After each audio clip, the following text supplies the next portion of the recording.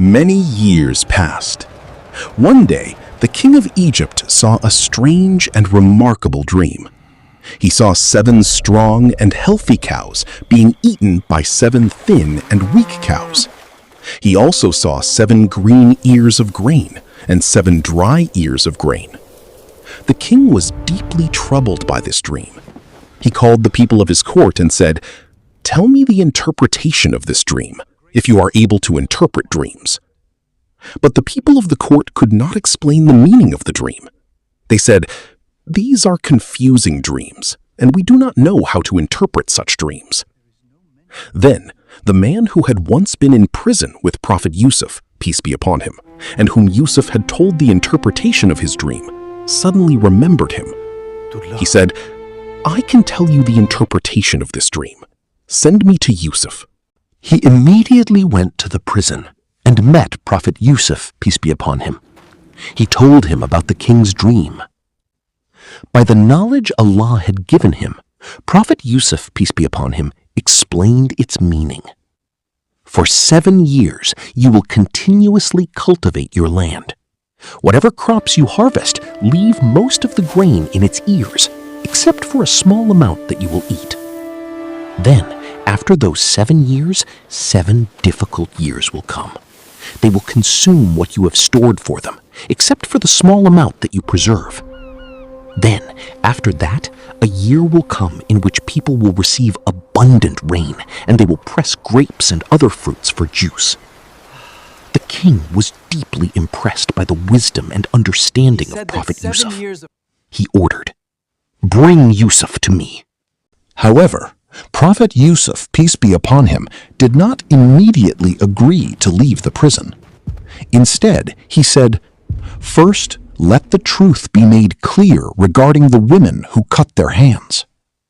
Prophet Yusuf, peace be upon him, wanted his innocence to be established publicly so that the false accusation against him would be completely removed.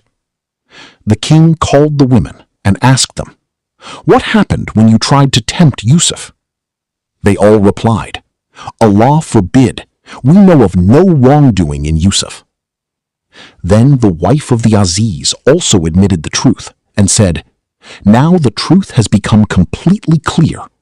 I was the one who tried to tempt Yusuf, and surely he is among the truthful." In this way, Allah made the innocence of Prophet Yusuf, peace be upon him, completely clear. The king then summoned Prophet Yusuf, peace be upon him, and spoke with him. When he witnessed his wisdom, knowledge, honesty, and trustworthiness, he said, "From this day onward, you have a position of authority with us, and you are completely trusted." Prophet Yusuf, peace be upon him, was released from prison with honor and dignity. Yusuf, peace be upon him, thanked Allah, the one who had once been thrown into a well by his own brothers, sold into slavery and imprisoned despite being innocent. Allah had now raised him to a position of great honor and authority in Egypt. Prophet Yusuf, peace be upon him, said, "Appoint me over the storehouses of the land. I will be a trustworthy guardian and have the knowledge required for this responsibility."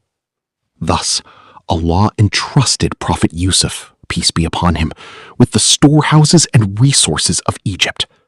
The child who had once been abandoned alone in a well was now given authority, responsibility, and honor throughout Egypt.